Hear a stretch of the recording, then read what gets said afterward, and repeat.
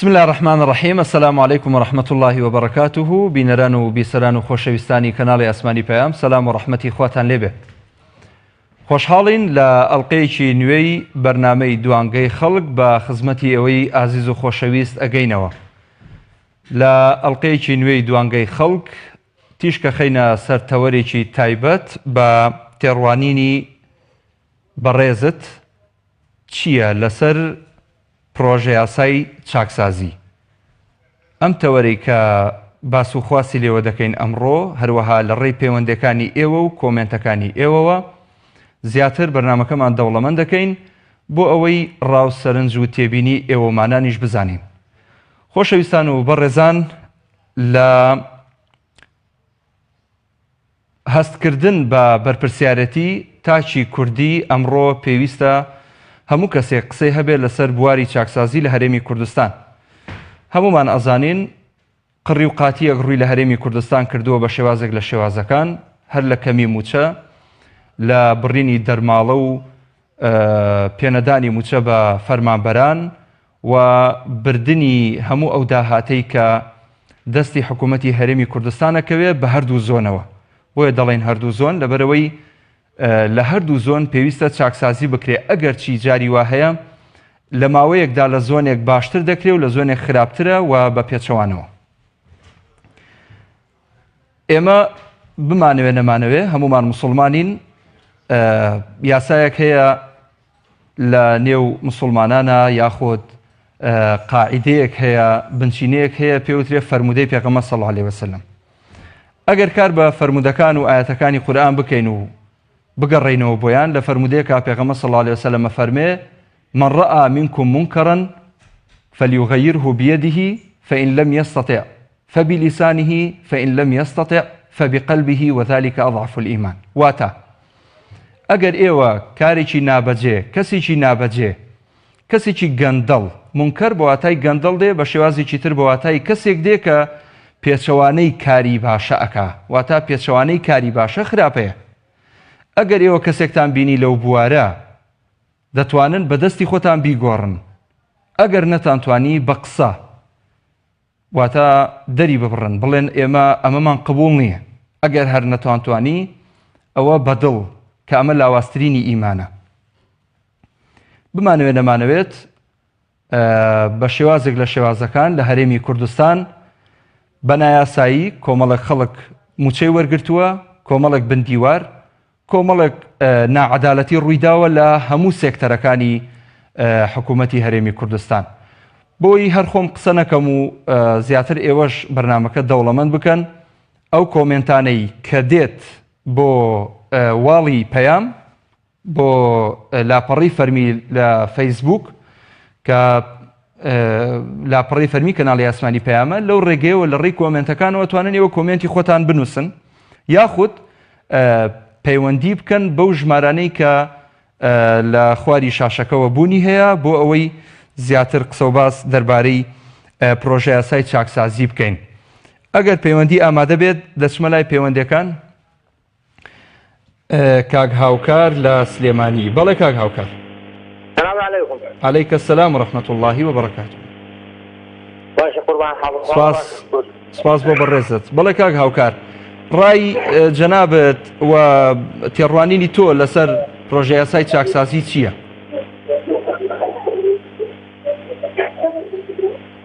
والله من هیچم علیکم بۆم چاکسازی شتانەوە بۆ هەوڵاتی قوربانیان جارێ وڵا پێشەوە حەزەکەم پیرۆزبایی و لێکم وڵی ئەو ساڵە تازە زۆر لێ پیرۆزبایی و لێ. ئەگەر هاوکارانم هاوکار بن، سەوتی کاک هاوکار دیسان باش نییە، با من گوێم لێ بێ کە کاک هاوکار ئەڵێ چی؟ براکەم گوێ لێمە؟ کاک هاوکار من گوێم لێتە، بەڵام وازەح گوێم لێت نییە، بۆیە نازانم ئەڵێ چی. فەرموو دووبارەی کەرەوە. ئێستا باشە؟ بەڵێ.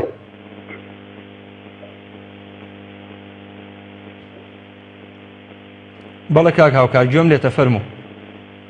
قوربان یا وڵی ئەم چاکسازی و شتە هیچ شتێکی باوەڕ ناکەم لە بەرژەوەندی میلەت بێ، لەبەرەوە پەرلەمانتار 4 ملیۆن بەرێ و 5 ملیۆن بەرێ و لە باڵا ئەمە جارێ ئەم قسە زۆر غەڵەتە. هەنێکیان ناو پلە باڵا هەنێکیان ناوە کە ئەو دوو پلە باڵا یعنی شتەکە بێ بە دوو پلەوە پلە نەزم و پلە باڵا پلە نەزم لە کۆنا پێوترەوە ئەمە جگەل لەوەی کە بە چاکسازی نازانم جگەلەوەی بە چاکسازی نازانم سوکایەتێک بەڕێی خۆم سوکایەتێکە بۆ چیلی ماوەزا بۆ فەرمان بەر و بەو شتانە لەبەرەوە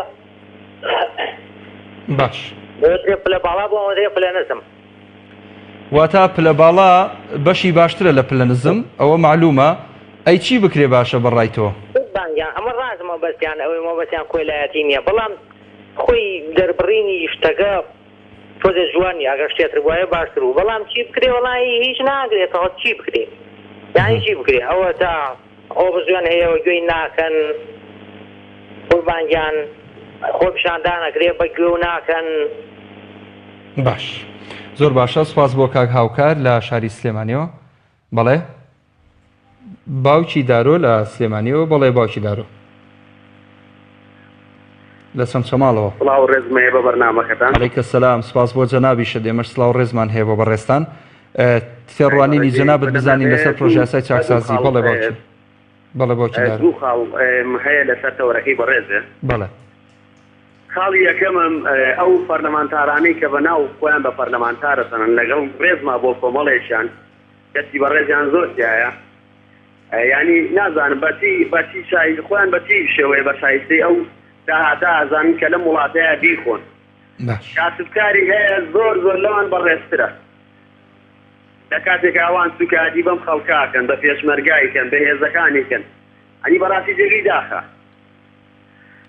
خاڵی دووەمشم ئەمەی کە ئەم چاکسازیە من وایە بینم سەرۆکی ئەنجومەنی وەزیران و یا سەرۆکی حکوومەت هەموو خاڵەکانی تەواو کرد بێت ئەمە تەنها سیناریۆیەک بێدراوێتە پەرلەمانتاران بۆ ڕوویان ڕاستەقینەیان دەرکەوێت بەڵێ لەگەر ڕێزما بۆ بەرنامەکەتان سپاسانەکەم سپاس بۆ بەڕێزت باوکی دارۆ لە چەند شەماڵەوە سپاس بۆ پەیوەندێکت بەڵێ خۆشەویستان بەڕاستی جێگەی خۆشحاڵیە کە هاوڵاتیان هەست بەو معانات و ناحەقی و ناعەدالەتیە بکەن کە لە هەرێمی کوردستان ڕوو ئەدا ڕەنگە بەشێکیش پێی وابێ کە ئەمە ناعەدالەتی نییە و ئەمە زۆر بە شێوازێکی دادپەروەرانە دەبەخشرێتە سەر فەرمانبەران و سەرخانە نشینان و سەر ئەوانەی کە خزمەتیان بە وڵاتە کردووە بەڵام دوجار هەندێک لە هاوڵاتیان ڕاوبۆچوونی جیاوازیان هەیە لەسەر ئەوەی کە بۆ دەبێ بۆ نمونە پەرلەمانتارێک دوای 4 ساڵ لە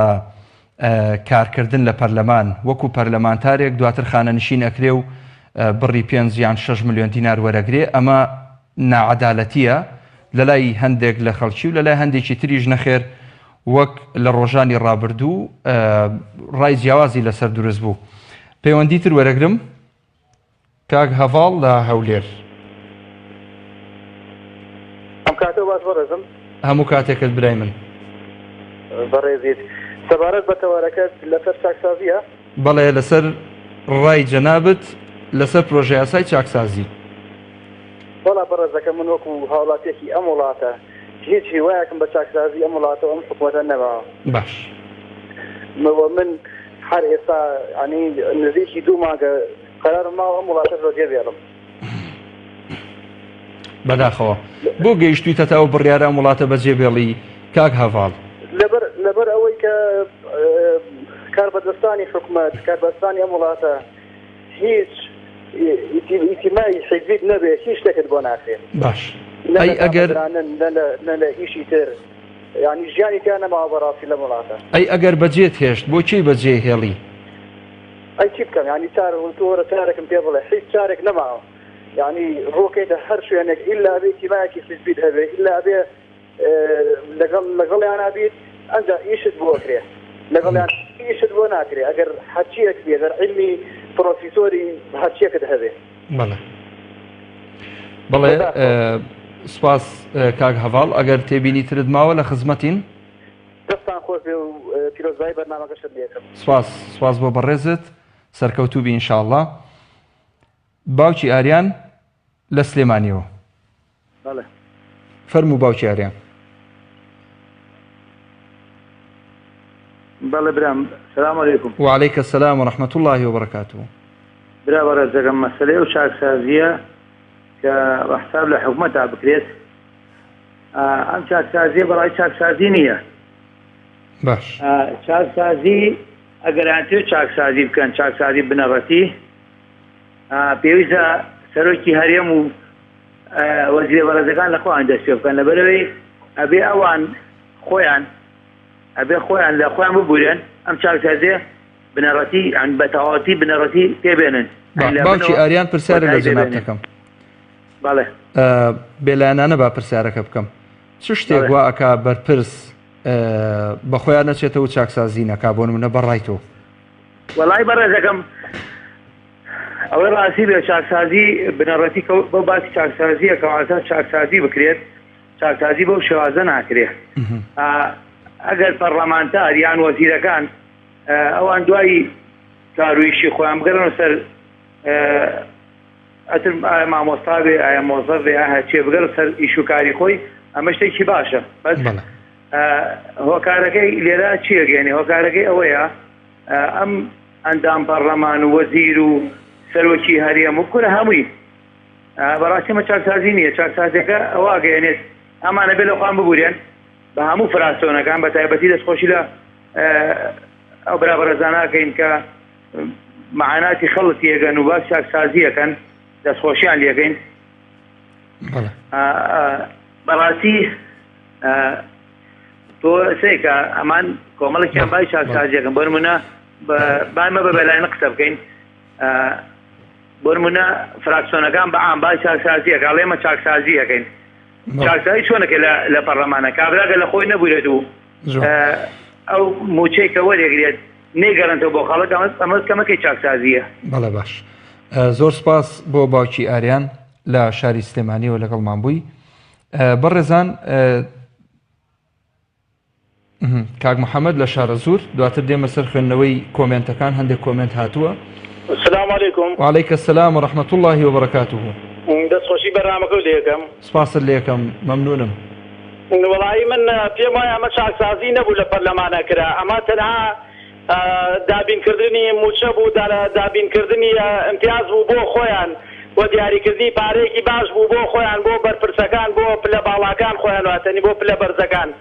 یعنی ماقوڵ چییە پێشمەرگەیە 20 ساڵ 25 ساڵ لە سەنگەرا بێ، شەڕ بکا بە شەو و بە ڕۆژ، خواردنی ئەوە نەبێ، لە سەنگەری خۆڵا بێ، 250,000 225,000 خانە نشینەکەی بێ، ئەندا پەرلەمانێکی بەڕێز کە ئێمە هەڵما بژاردەوە کە ئێمە بە نوکی تفانگانی خۆمان و بە خوێنی خۆمان بەرگریمان لەم خاکە کردووە ناودمان بۆ پەرلەمان جەنابی 4 ملیۆن.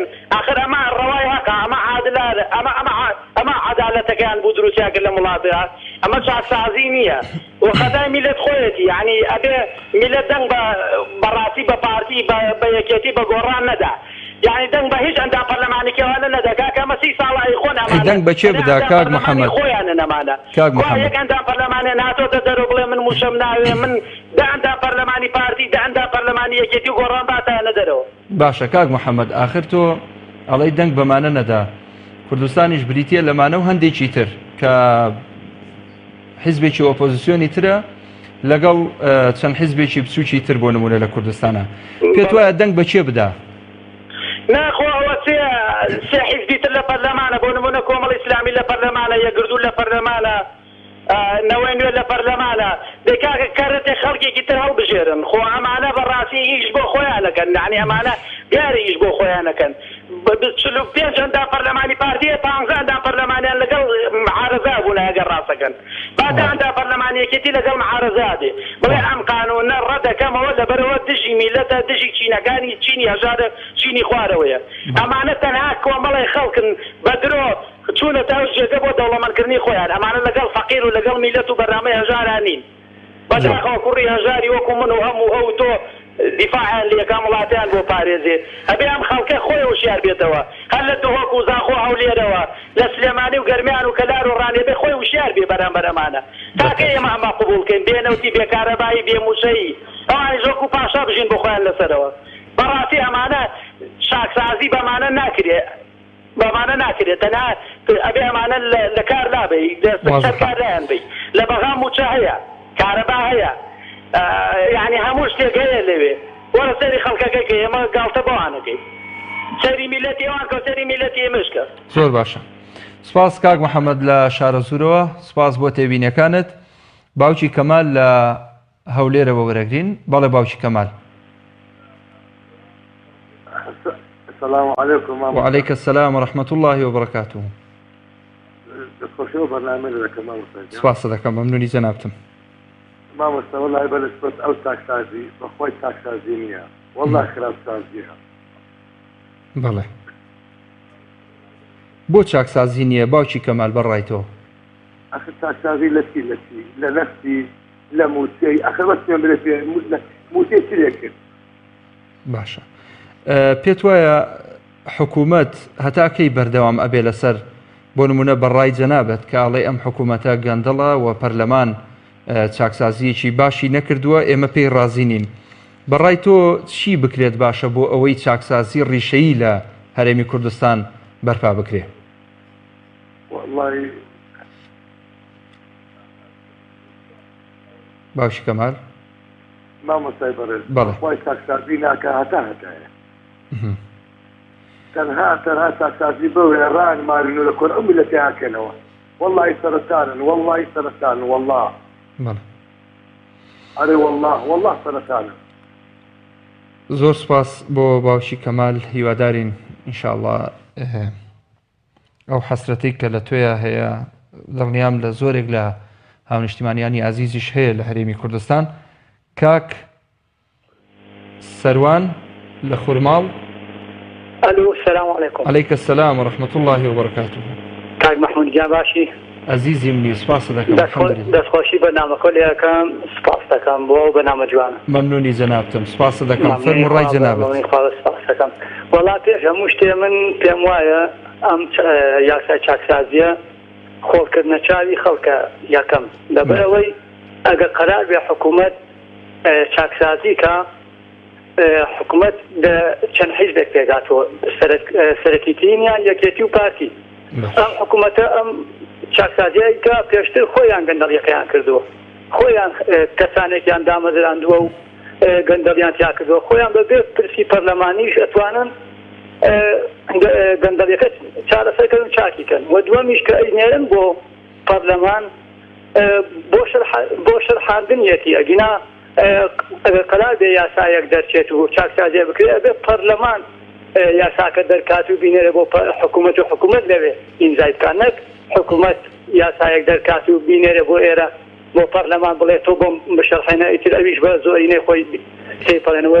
سێمیش دەستخۆشی دە فراکسیۆنانە دەکەم کە ئیمزایان نەکرد کە دنگیان پێ نەدا و ئێسش فۆرمێک قەرارە بڵاوبووەتەوە کە فراکسیۆنەکان هەر ئەندام پەرلەمانێک چ ئێستا بێ یا پێشووتر بێ ئیمزای کات و خانەنشینەکەی بۆ یانێ نمونە ڕەدی کاتەوە خۆی خانەنشین نەکات.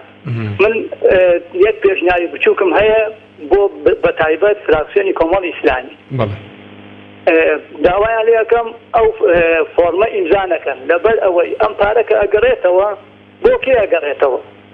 ئەوی ژەڕواتەوە گیرفانی حکوومەت بۆ گیرفانی یەکێتی و پارتی و حەد حکوومەت وەلحاصل. من داوایان لێ یەکەم ئیمزای نەکەن، بەیاننامەیەک بڵاو بکەنەوە دوای 4 ساڵەکە خانەنشینەکە هەر چەندێک پارە هەیە 6 ملیۆنە 9 ملیۆنە لە پرۆژەیەکە سەرفیکەن بیدەنە نەخۆشخانەی بەخشین، نەخۆشخانەی هیوان، نەخۆشخانەی نانەکەدی سەرفیکەن. ئەوە باشترین چارەسەر نەک پارەیەک خانەنشینەکە وەرنەگرن و بگەڕێتەوە دیسان دەنگمە خەمە پاڵ دەنگت. هەروەها منیش داواکارم پەرلەمانتارەکانی کۆمەڵی ئیسلامی ئەمە ڕەتکەنەوە.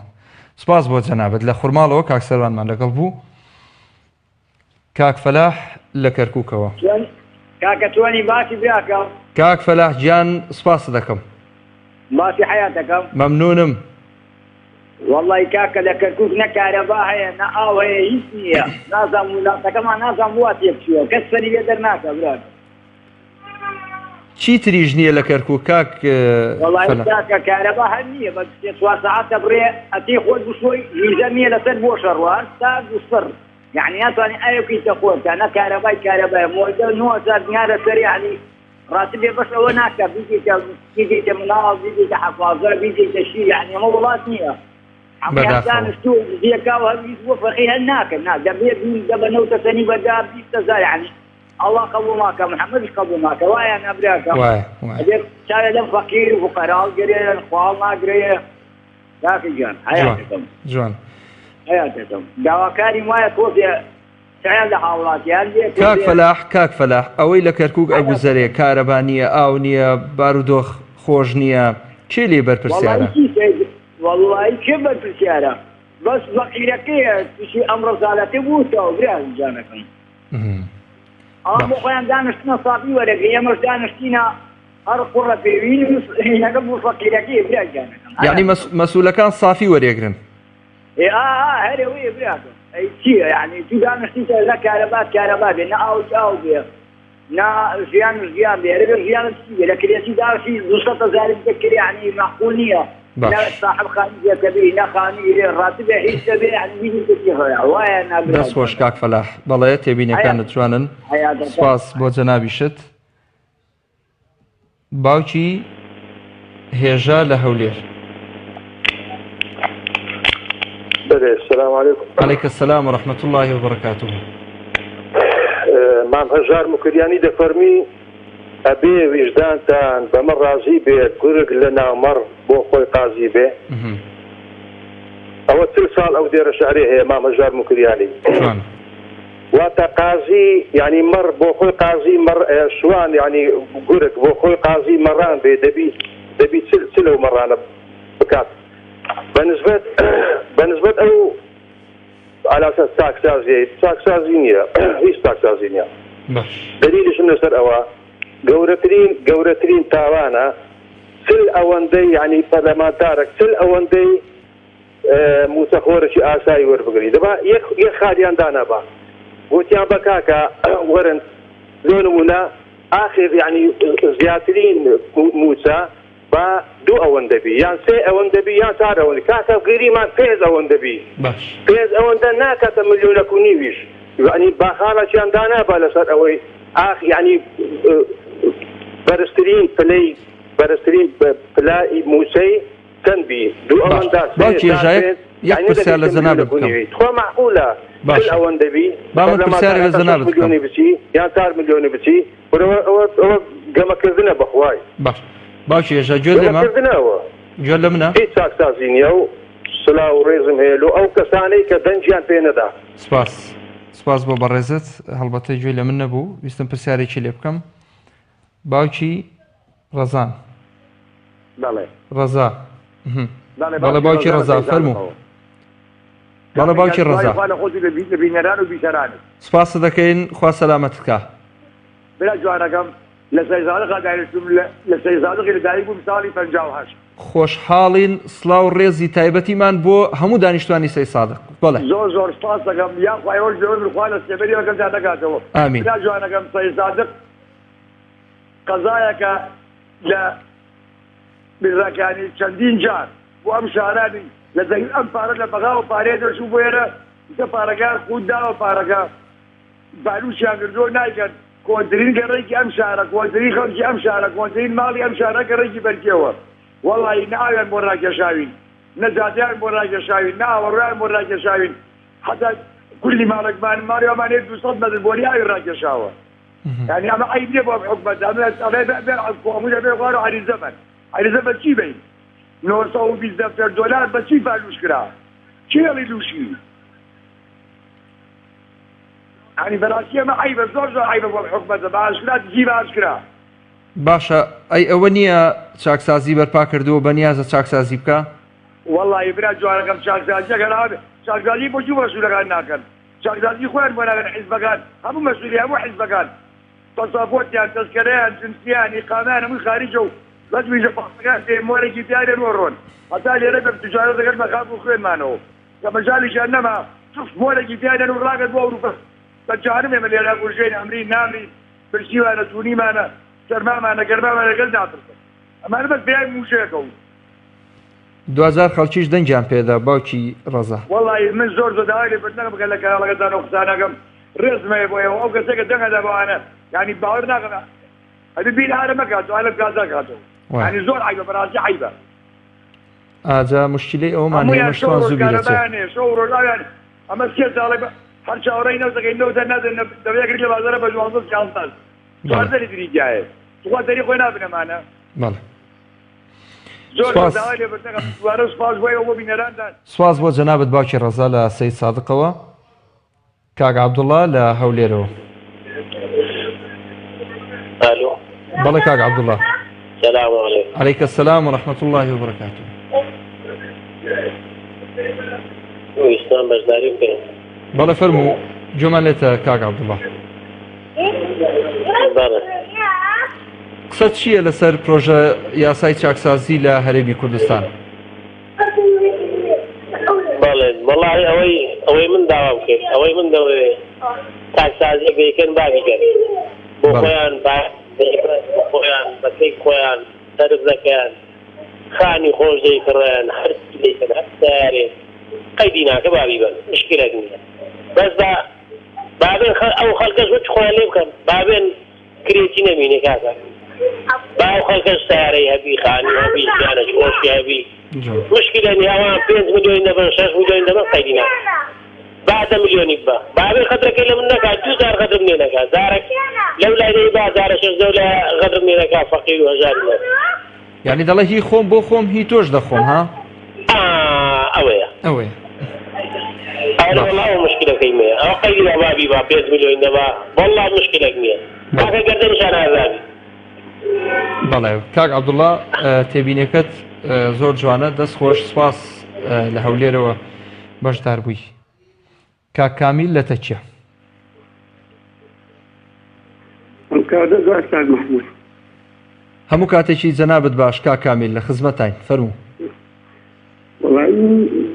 دوو کەلیمە کورتمەیە بەڵێ پرسیارێک وایە چاکسازەکە عەیبی چییە با بۆ چاکسازەکە لە باڵاکان پرسن کە ناف لە باڵا زان لێ ڕازییان نە جوانە پێرنارێکم بۆیە لە ناوی حەقیقی خۆی بڵێن لە باڵا و لە نزم چیە شتێکی ناشرینەوە بۆ نام لە پێمە لە زاون و لە مەزلوم دانێن جوانە حەقیقەکەی خۆی کۆمەڵێکی قڕ و کۆمەڵێکی پڕ دەستخۆشی بەرنامەکە سپاس کاک کامیل دەست و چاوت خۆش بێ سپاس بۆ تێبینێکەت کاک کامیل با تۆزە پەیوەندەکان ڕاگرین کاک دابان دواتر گەڕێنەوە سەر پەیوەندەکان باش کاک هەردی لە کەرکووکە وەرەگرین کاک هەردی لە کەرکووکەوە بەڵێ فەرموو کاک هەردیجان برای بەڕێزم باشی کاک هەردیجان باشی جەنابەت سپاس دەکەم فەرموو برای بەڕێزم وەڵای بە نسبەت ئەم مەوزوعی کە باسێکەن بەڵێ چاکسازی یعنی بۆ چ چاکسازیێک ئەو چاکسازیە بۆ خۆیان بۆ خۆیان ئەم چاکسازیە بەڵێ بە تاکید ئەی بۆ هاوڵاتی چیان داناوە بە تەسەووری تۆ کۆچ و ڕاکردن لە وڵاتە و دەربەدەری وەڵام بەس بۆ شێوەیە خۆقاوی لە خەڵک دڵ بەچی خۆشەکە کێشەی خەڵک ئەوەیە هەر بە دوای ئەوە کەوتن چۆن بگەڕێن لە کاتی دەنگانەوە بە پارە بۆ شتانە چارەسەری مەوزوعەکانەکەن بەڵێ کاک هەردیجان سپاس بۆ تێبینەکەی جەنابەت لە شاری کەرکووکەوە لەگەڵمان بووی پەیوەندی تر هەبێت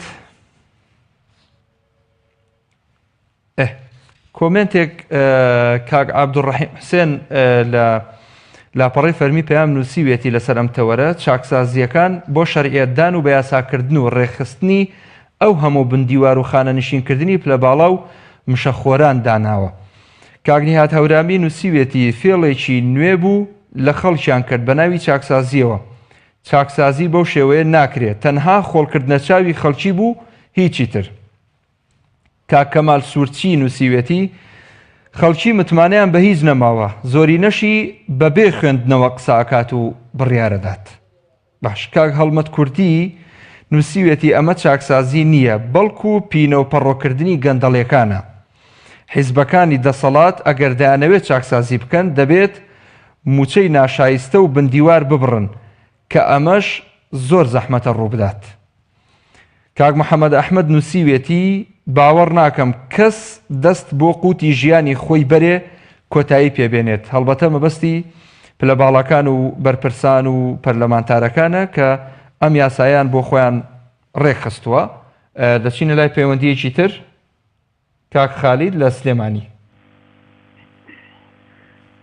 کاک خالی جان فەرموو. بارژراجان هەموو کاتێکت باش. سپاس بۆ جەنابەت. دەستخۆشی تەوەرە و بەرنامەکە لێ یەکەم. سپاس بۆ بەڕێزت. بەنسبەت ئەو یاسای چاکسازیە کە لە پەرلەمانە چەند ڕۆژێکی زۆرە مشتومڕی لەسەرە، بەڕاستی ئەمە خۆی لە خۆیان هیچ چاکسازیەک نەبوو کە پەرلەمانتارە بەڕێزەکان کردیان بەتابەتی هەموو پەرلەمانتارەکان بەتابەتی پەرلەمانتارانی کۆمەڵی ئیسلامی دەبوایە ینی لەسەر مەسەلەی پلەبەرکردنەوەی فەرمانبەران ئەبوایە پێداگیریکی زۆریان کردایە کە ئەمە باسێکی زۆر گرنگ بوو. ینی پێم وایە حکوومەتی هەرێمی کوردستان لە ساڵی 2015ەوە هەتا ئێستا کە نزیک زیاتر لە 5 ساڵ زیایە ئەم مافەی لە فەرمانبەران و مامۆستایان زەوت کرد بوو. ینی من پێم باش بوو پەرلەمانتارەکانی جەنابتان زیاتر ئەو باسییان بۆ ڕۆژانایە ئەو باسییان کردا لە پەرلەمانە. ئەنجا بەڕاستی یاسای چاکسازیەکە دەبوو موچە نزمەکان زیاد بکە. ئێمە ئەمەمان نەبینی لە پەرلەمانتارەکان. بەڕاستی مەسەلەن خانەنشینی مەدەنی سیرەکەی 220,000 موچەکەی 150,000 موچەکەیەتی ئێمە نەمان بینی موچەکەمەکان زیاد بکە. هەندێک موچە زۆرەکان پێم وایە موچەی پەرلەمانتارەکان و شتێک کەمی کرد بەڵام بەو شێوەیە نەبوو. باش کا خالید ئەگەر گوێبیستی دەنگی منی هەڵوەستەیەک لەسەر ئەو کەمترین موچەیە بکەین. جەنابەت ئاگداری کە فراکسیۆنی کۆمەڵ لە پەرلەمان بە تایبەت کاکسۆران عومەر پرۆژەیەکی پێشکەش کردووە بۆ ئەوەی کەمترین موچەی خانەنشینی 400,000 دینار بێ. کاک خالید بەڵێ من دەستخۆشی لە کاکسۆرانەکەم. زۆر باشە. من ئەمەوێ بۆ گەربەرەی ئۆپۆزیسیۆن هەموویان بە پرۆژەکە و تەقدیمیان کردا زۆر شتێکی باش دەرەچێت. کاک خالید ئەمە بچمە سەر تەوەری دووەمی پرسیارەکەم. طبعاً کە ئاگاداری ئەم 400,000 دینارە دانراوە و کاکسۆران پێشکەشی کردووە، دوجار کۆمەڵی ئیسلامی خاوەنی 7 کورسیە لە پەرلەمانی کوردستانە. باوەڕم پێ بکە بە 7 کورسی نە پرۆژە تێپەڕێنرێ و نە ڕەزامەندی لەسەر وەرئەگیرێ و ئەوەی کە مەبەستی بێ چاکسازی بکات فعلەن چاکسازی ڕیشەیی بەمە ئەکرێت کە تۆ کەمترین موچە لە 260,000ەوە یان 200 هەرچەنێکە بیکەی بە 400,000 دینار کە ئەمە نەکرا. پێم وا بێت هەموو پەرلەمانتارەکان بەبێ جیاوازی بەرپرسیارن لەم خاڵێک کە ئێمە باسمان کردمن و تۆ وایە؟ بەتاکید بەڵێ بەتاکید وایە. کەواتە سوپاس بۆ پەیوەندێکت، تێبینیەکی زۆر جوان بوو. من سوپاسی جەنابەت دەکەم. کاک فەتاح لە ڕانیە بەداوای لێبوردنەوە داخرایەوە. لەو کۆمنتانەی کە هاتووە کاک هاوکار جەزا نووسیوێتی ئەوە یاسایەکە لە پەرلەمان تێپەڕی. باشە، بەڵام هیچ چالاکیەکی ئۆپۆزیسیۆنمان نەبینی فشار دروست بکات بۆ ئەوەی سەرۆکی هەرێم واژۆی یاساکە نەکات. طبعاً ئەغلەبیەی پەرلەمان، زۆرینەی نێو پەرلەمان دیارە کە دوو حیزبی دەسەڵاتن، سێمیان بزوتنەوەی گۆڕانە کە ئەویش تا ئەندازەیەک ڕازی بووە بە تێپەڕینی ئەو پرۆژە یاسایە کە ئەمە پرسیارێکی زۆری دروست کردووە لە نێو شەقامدا کە بۆ دەبێ ئۆپۆزیسیۆنی دوێنێ ئەمڕۆ لەگەڵ شەقامدا نەبێ. ئێمە هەڵبەتە ئەم بەڕێزە کاک هاوکار جەزا باز لە ئۆپۆزیسیۆنەکە کە ئەڵێ ئۆپۆزیسیۆن دەبووە هەڵوێستێکی تری هەبووە. نەوشیروان شەماڵ نووسیوێتی پرۆسەی چاکسازی واتە ڕازیکردنی کەمینەیەکی بەدبەخت و دەوڵەمەندکردنی زۆرینەیەکی کاربەدەستی جەردە و ئیشێکی کەم و موچەیەکی زەبەلاح و بە یاساکردنی بۆ خۆیان. تێبینیەکی جوانە. کاک نەسرەدین لە شەمامک. کاک نەسرەدین بەڵێ فەرموو. وڵای کاکە دەربارەی چاکسازی پێی وایە. چاکسازی ئەگەر موچەی فەرمانبەران ئێستا 16 سارمەیە هات. بەڵێ. مۆزەفم 394,000 194,000. 594 باش باشە چاکسازی ئەگەر یعنی موچەی فەرمانبەران یعنی ئەو فەرمانبەرانەی لە 500 و 600 بوون ئەوە خەیری نییە بەڵام 200 و 300 و 400 ئەگەر زیاد بکرێ یعنی کەی لە چاکسازیەوەیە چاکسازی بەڵکو پەرلەمان و یعنی بەڕاستی بەڵێ چاکسازی ئەوە نیە یعنی چاکسازی ئەوەیە بنەوارەی شەیدان لێیان خۆش دە مستابرە فردەی ئاخاری ڕەشایە ئەوە چاکسازیە چاکسازی مۆزەفانی حکوومەت سادە سار مۆزەفم حکوومەت یەک خەتە عەدی نەراکە مۆزەف بچێت بەڵێ کاک نەسرەدین لە شەمامکەوە سپاس بۆ تێبینیەکانت سپاس بۆ بەشداریکردنت کاک فەرمان لە چەند شەماڵە وەرەگرین بەڵێ کاک فەرمانگیان بەڵێ فەرموو سلام علیکم باش علیکم السلام ورحمة الله وبركاته سپاس دەکەم باشی برام مەمنونم کاک مەحموودجان چاکسازیان کرد بۆ خۆیان بەڵێ بۆ خۆیان ئەی حکوومەت کەوا گەندەڵکار و دز و جەردەن چاکسازیەکە بەس بۆ خۆیان بوو یعنی ئەم حکوومەت و پەرلەمانە کاک فەرمان پێت وانییە کەسێکی باشی تیا هەبێ ئەم دەسەڵاتە چۆنتیانێ باس یەکەم داوا لە دەستخۆشی لە کۆمەڵ و لەو دوولایانی ترەکەم داواش لە کۆمەڵەکە بەوەی مزایە نەکات بۆی کە بیگەڕێنێتەوە ئەو جەردانە ئەوەنی ترپێ قەڵەو بن تریش قسەی کرد بیگەڕێنێتەوە بۆ پرۆژەیەک بۆ ماڵە فەقیرێک بۆ خانوویەک کرێ بۆ کەسێکی بێ باو ئیتر من ئەو مەعاشەی وەری بگرن بەڵام چۆن تا ئیستا هەر کردویانە بە پرۆژە و بە دابەشیان کرد بەسەر خەڵکە ئەم جارەش هەروە بیکەن بۆی نەگەڕێتەوە بۆ دزوو جەردانە ئەوانی سەخوا خۆیان ئەوانی زای نەکەن و بگەڕێتەوە بۆ جرفانی خۆیان بەڵێ دەستخۆشی لەسی کۆمەڵ و لە گۆڕان و لە نەوەی نەشە سپاس کاک فەرمان لە چەمچەماڵەوە زۆر سپاس بۆ جەنابەت کاگوشیار لە هەولێرە وەرەگرین کاگوشیار بەڵێ برام سڵاو ڕێزم هەیە بۆ جەنابتان سڵاو ڕێز بۆ جەنابیشت کاگوشیار تۆزێک دەنگی تەلەڤیزیۆنەکەت کەم کە سوپاسە دەکەین عزیز چاوتان ماچ دەکەم بەس پرسیارێک باشە بەس بۆ پۆلیس و ئەوانە یعنی کرا بە 45 ساڵ کابرا تەقاوت بکرێ ئێستا من 20 ساڵم هەیە چۆن تا بگەمە 45 ساڵ ئەمجا تەقاوت بکرێم لەسەر بوتێکی کەمیش ئەم بڕیارە یعنی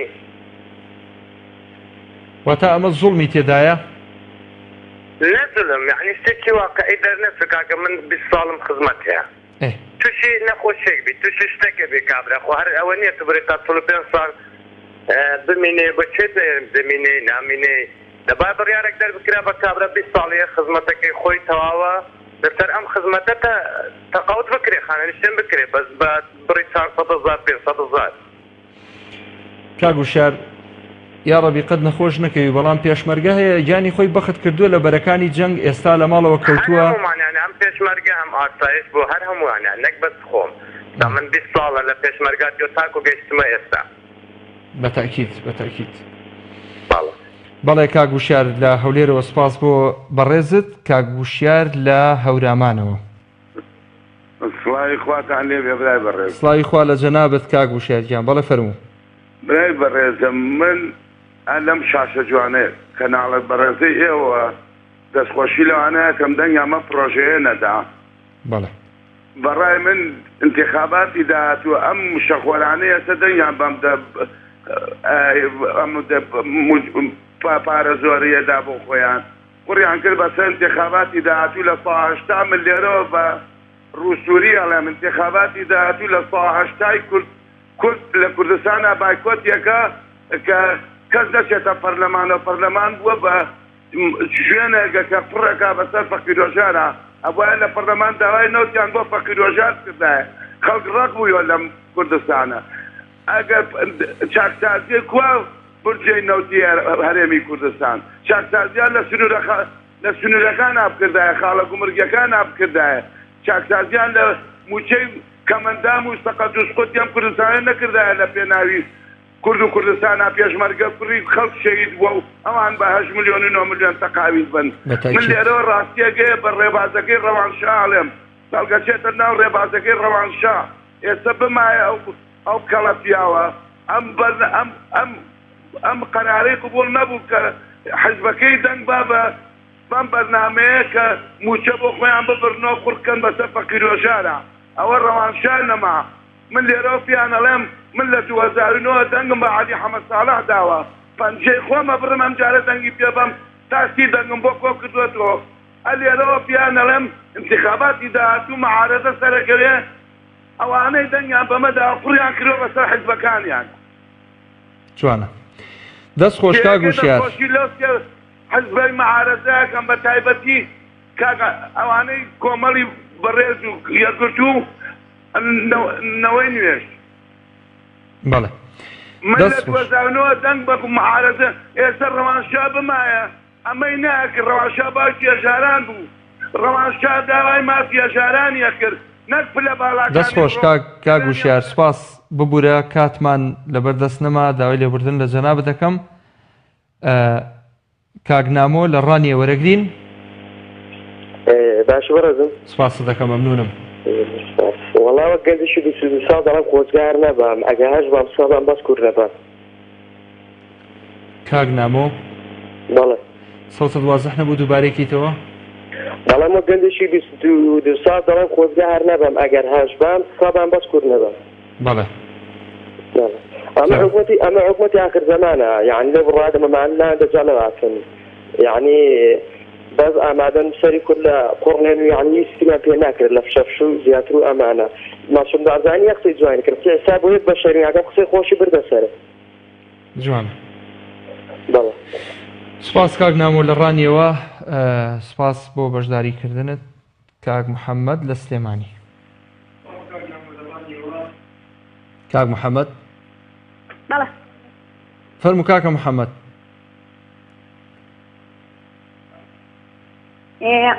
وڵی برادەریەوە دەست خۆشیتان دەکەم بۆ بەرنامەکەتان هیوادارم هەر سەرکەوتوو بوون تۆش سەرکەوتوو بیجانی من سپاس وڵی هیوادارم کێشەی هەموو ئەو کەسانی کە دایان هەیە چارە سەرکرێ ئیشەڵڵا چی تریش کاکە محەممەد تۆ تەمەنت چەند ساڵە تەمەنم بەڵێ چەند 18 ساڵ دەی ماشەڵڵا لێبێ ئیشەڵڵا داهاتوێکی گەشت چاوەڕێتە ئینشاءڵڵا لە هەرێمی کوردستان هیوادارم لە داهاتوودا سەرکەوتوبی لە هەموو کایەکانی ژیانت هەروەها لە خوێندنەکەت سپاس بۆ پەیوەندەکەت کاکە محەممەد لە شاری سلێمانیەوە دەچینە لای کۆمنتەکان کاگیاسین قادر نووسیوێتی موچەی خۆیان زامن کردووە پیرۆزبایی لە خەڵکی ڕەشوڕوتی کوردستانەکات ئاڤان محەممەد نووسیوێتی کەس لە یاسای ئەم پەرلەمانە سەر دەرناکات هەر لە بەرژەوەندی خۆیان یاسا دەرئەکەن باش پەیوەندیەکی تر تۆڵە کاک تۆڵە بەڵە فەرموو کاکێوارت باش هەموو کاتێکت باش سپاس دەستخۆشی بەرنامەکەتان لێ دەکەم دەستخۆشی بۆ جەنابەت بۆ پەیوەندێکەت وەڵا من کاک مەحموود لێرەوە دەڵێم ڕەبی خوا دەستانە بشتن کە دەستیان بەرز کردەوە بۆ ساکسازیە ئەوە قسەیەکەم دووەمم کاتە ساکسازی لێت دێوە دەکرێت بڵێ لەکوێوە بەڵێ ساکسازی لێەوە دەکرێت لە دەنگانەوە لێت دەیتەوە ناکەی درۆیە واتە گەنجان چی بکەن لە دەنگانەوە دەکرێت ئەو گەندەڵانە بێنی خوار کاک تۆڵە چی بکەن چۆن بیهێننە خوار چۆن بیهێننە خوار کاکە لە دەنگانەوە دەکرێت تو بە 4 ساڵ دارێک نایان بە بیانێ لە خوارە خەراندا بیان هاوناوتەنەکەی بزانەوە کاکە جانە من ئەمە لە 2014 لە کۆڵەوە وەرنەگرتووە بەڵێ یعنی ماقولە بەو دستانە کۆ شوێنێکی ساردە یعنی باشە پرسیارێک کاک تۆڵا پرسیارێک پێدوانیە خەڵکی هەرێمی کوردستان زوو شت لەبیر دەکەن خەڵکی کوردستان کە لەبیری دەکەن مستحقیان بێ مادام ئەو شتە لەبیر دەکەن یعنی ماقول نییە ئەو خەڵکە ئەو دزی و گەندەڵێ بەچاوی خۆی دەبینێ ڕابداتەوە دەستان چونکە دەنجام بۆ سێ حیزب بداوە بەڵێ ڕەبی ئەو دەستانە بشتێنە ناو پەرلەمان کە دەستان بەرز کردەوە موسەی کەم ئەندامە 150,000 پێڕەوا نادین کەم ئەندامەشی قوربە سەر یعنی نانی ئێوارە نییە بیخوا دەستخۆشیتان دەکەم مەمنون دەست خۆش کاک تۆڵا سپاس لە کۆیەوە لەگەڵمان بووی کاک دانا لە دەربەندی خان کۆتا پەیوەندیە کاک دانا بەڵە فەرموو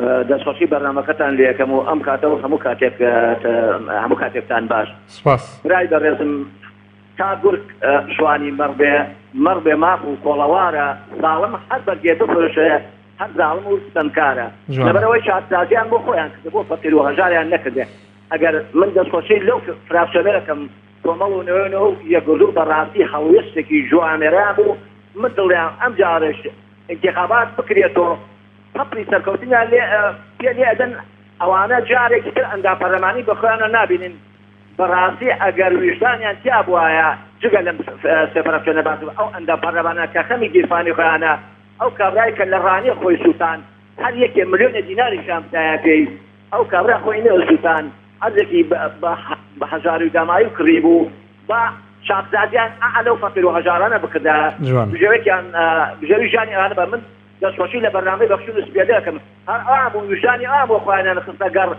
توانیان ئیشێکی بۆ بکەن و مناڵەکانی لەو تەنگ و چەڵەمەیە ڕزگارکەن بەڕاستی من وەکو خۆم قەت پێشبینی ناکەم ئەوانە چاکسازی بۆ خۆیانەکەن مەعاشی فەقیر و هەژارە بن ئەگەر ڕاستیان بدا باخەوان پێداری سەتایبەتەکان باخانە نشینی ماقوڵە خۆی 4 ساڵ خانە نشینێ بێ بە 4 ملیۆن و ئێمە تازە بە حەیاتی بۆ ئەوانە هەڵاخڵەتێ من داوا لەو دەماڕشەکەم جارێکی تر ئەم شێفرەکشنە سەندانیان سەلمانیان کە دۆستی میلەتن ئیش بۆ میلەتەکەن بەڕاستی من حەقامانی ماوە دەن بۆ کۆمەڵشتم بۆ کاسۆنا عومەرم داوە هەر کۆمەڵش بۆ هەر کۆمەڵشم بۆ من بەڕاستی ئەوە ڕێنێ دەیان خەڵک ئەم قسەی منە لە ناو خەڵکە مەسەلەن دەنگی داوە بە قسەی من نییە قسەی خەڵکە ویژدانتان سەلمانتان بەڕاستی ئێوە وێنەری میلەتن من دەستخۆشیتان لێکم ریشە نەما زۆر سپاسان دەکەم هیوادارم حەسەر کەوتوم و حەسەر کەوتیشم ئینشەڵا داهات زۆر سپاس کاک دانا لە دەربەندی خان سپاس بۆ پەیوەندیەکەت سەرکەوتوبی خۆشەویستان چەند کۆمنتێک ماوە کە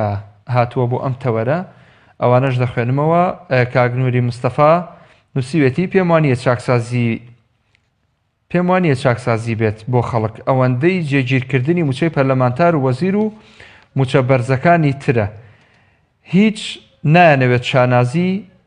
هیچ نایەوێت شانازی پێوە بکرێت باش کاک بەکر محەممەد نووسیوێتی من هیچ بە چاکسازی نازانم بە قازانجی پەرلەمانتاران کۆتایی دێت و بە زەرمەندی فەقیر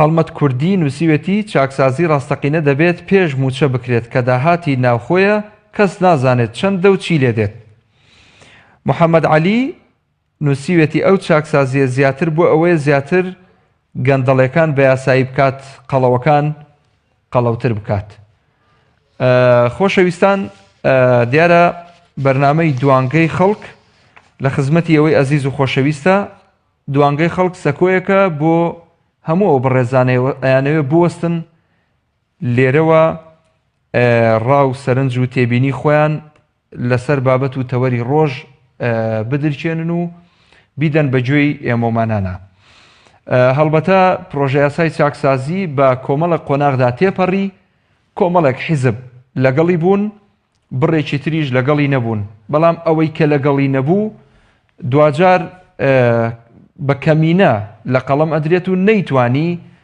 جێدەستی دیار بێ بۆ ئەوەی ئەم پرۆژەیە تێنەپەڕێ ئەوەی کەوای کرد تێپەڕێ دیارە کە حزبەکانی دەسەڵاتن و بە هاوکاری حزبێکی تریش کە لە ڕابردوودا ئۆپۆزیسیۆن بووە ئێستا ڕێکەوتنی لەگەڵ حزبێکی گەورە هەیە لە کوردستان توانیان ئەم پرۆژەیە تێپەڕێنن